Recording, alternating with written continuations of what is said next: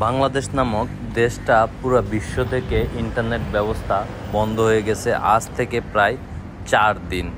বাংলাদেশে আসলে কোনো প্রবাসী আজ থেকে 4 দিন বাংলাদেশে আসলে ইন্টারনেট দিয়ে যোগাযোগ করার কোনো ব্যবস্থা নাই। যদিও অনেকে বলতেছে মোবাইলে কল দিলে ঢুকে, আসলে মোবাইলে কল দিলে ঢুকে তা ঠিক আছে, মোবাইলে কল দিয়ে কথা বলা যায়, কিন্তু আসলে কি বলে এটা বোঝা যায় না। 20টা কল দিয়া একটা কল আসলো ঢুকে, এরকম একটা পরিবেশ পরিস্থিতি বর্তমান মনে হচ্ছে যে বাংলাদেশ নামক কোনো দেশ যে বিশ্বের মধ্যে আছে আসলে সেটা বোঝা বড় দায়। কারণ বাংলাদেশ এখন এমন একটা পরিবেশ পরিস্থিতির মধ্যে আছে, পুরা নেটওয়ার্ক ব্যবস্থা বন্ধ করে দিয়ে পুরা বিশ্ব থেকে আসলে বাংলাদেশকে আলাদা করে দেওয়া হয়েছে।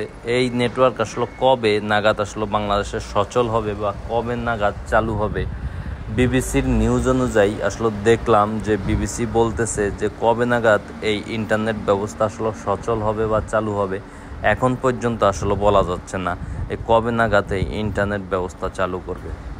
আসলে আদৌ তা খুব তাড়াতাড়ি চালু হবে কি না বলা যাচ্ছে না। সুদূর প্রবাসে বসে থাকা 1 কোটি+ মানুষ আসলে তার পরিবার পরিজন থেকে আসলে যোগাযোগ ব্যবস্থা পুরো বিচ্ছিন্ন। তার পরিবারে কেউ কারো আসলে কি অবস্থা কেউ কোনোভাবে আসলে জানতে পারতেছে না যে পরিবারের কার কি অবস্থায়। ইন্টারনেট ব্যবস্থা আসলে বন্ধ করে দেওয়ার কারণে পুরো বিশ্ব থেকে বাংলাদেশ আসলে আলাদা হয়ে গেছে। এরকম একটা পরিবেশ পরিস্থিতির মধ্যে হচ্ছে যে বাংলাদেশ আসলে কী ঘটতেছে কেউই জানতেছে না, না কোনো নিউজ না কোনো ইন্টারনেট ব্যবস্থা, কোনো কিছুই আসলে জানতেছে না। সুদূর প্রবাসে যারা বসে আছে শুধু তারাই এখন ইন্টারনেট ব্যবস্থার মধ্যে আছে। বাংলাদেশের মানুষ ইন্টারনেট ব্যবস্থা থেকে পুরা বিচ্ছিন্ন হয়ে গেছে, এরকম একটা পরিবেশ পরিস্থিতি। যাই হোক, কি আর বলবো, বলার ভাষা আসলে হারিয়ে ফেলছি।